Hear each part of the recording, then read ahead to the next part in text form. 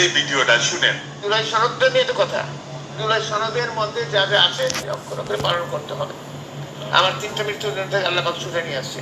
এই ছাত্র জনতা গণ অভ্যুত্থানের সবচেয়ে বড় বেনিফিশিয়ারি আমি ব্যক্তিগতভাবে।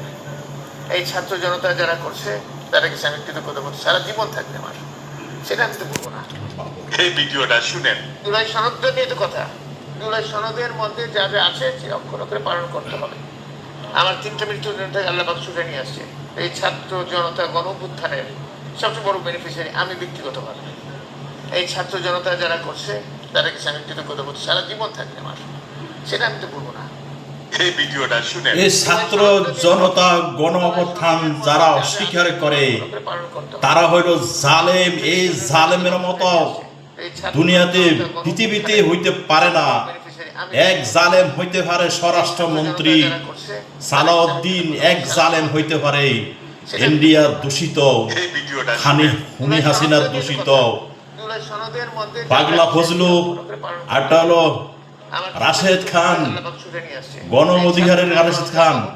দালালি করস, বিএমপিতে তুই এমপি হইয়া জনগণ মারিবার চেষ্টা করস, এনসিপির মারিবার চেষ্টা করস।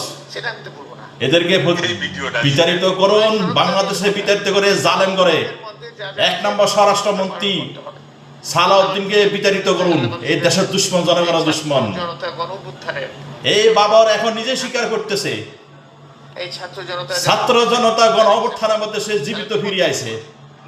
তার 3টা মানুষ মৃত্যু হওয়া পর্যন্ত তারা ওইখান থেকে ফিরে আসছে। আর সালাউদ্দিন স্বরাষ্ট্রমন্ত্রী অস্বীকার করে, এরা নাথিন নাথিন বলে। নাথিন, এটা কিছু না। গণভোট কিছু না, জুলাই সনদ কিছু না। তোর পোয়ালা হিসাব আর বাংলাদেশের সব মানুষ একাত্রিত হয়ে এই স্বরাষ্ট্রমন্ত্রীকে পদত্যাগ করান অতি সত্ত্বে। এই বাবার রইল একটা আল্লাহ আল্লাহ বন্দা, 5 ওয়াক্ত নামাজ পড়ে, এই কোনো বেমানি করে নাই, এই নিজে স্বীকার করে। এই ছাত্র জনতার গণ অভ্যুত্থানের মধ্যে সে ফিরে আসছে জীবিত। এই সালাউদ্দিন জানোয়ার অস্বীকার করে, এটা নাথিন নাথিন বলতেছে। জানোয়ার হইল বিশ্বাসঘাতক, বাংলাদেশের দুশ্মন, খুনি হাসিনা, ইন্ডিয়ার দালাল। দালালগিরি করতে দেওয়া হবে না। বাংলাদেশ জনগণ এখনো সতর্ক হন, স্বরাষ্ট্রমন্ত্রীর পদত্যাগ করুন। এরা যত আমলিক সন্ত্রাস আছে সবারই ফসলা দিতেছে, কারাগারে অ্যারেস্ট করতেছে না। এনসিপির উপর হামলা হইতেছে, জনগণের উপর হামলা হইতেছে। এনসিপির লোকেরে চোখ উড়িয়ে দিল, চোখ অন্ধ করে দিল। জানোয়ারের পদত্যাগ করুন, ফাঁসির হুকুম তাই করুন। সবচেয়ে বড় বেনিফিশিয়ারি আমি ব্যক্তিগতভাবে।